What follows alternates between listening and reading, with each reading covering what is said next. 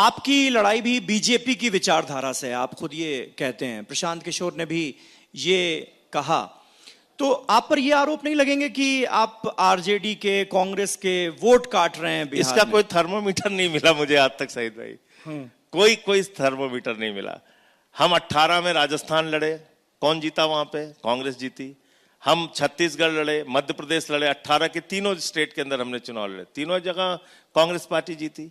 अब कांग्रेस पार्टी टूट के बीजेपी में चली जाती है, इसमें संजय सिंह का दोष थोड़ी है। हम गोवा में लड़े 17 में, वहां 17 सीट कांग्रेस की आई थी, 13 सीट बीजेपी की आई थी। बीजेपी वालों ने कांग्रेस को तोड़ के अपनी सरकार वहां बना ली। अब इसमें हमारी क्या गलती है? कर्नाटक में हम लड़े थे, कर्नाटक में वहां पे कांग्रेस पार्टी जीती।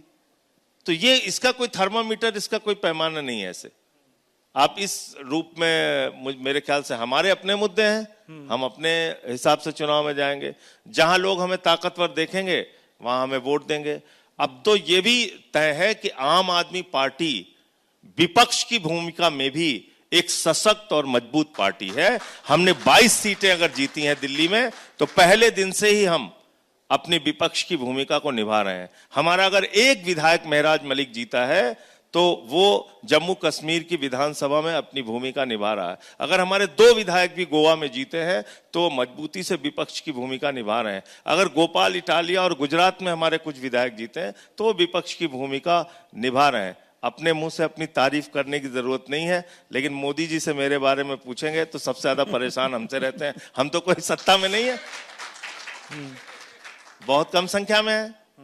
पहले 3 थे, अब 10 हो गए हैं, फिर भी परेशान रहते हैं।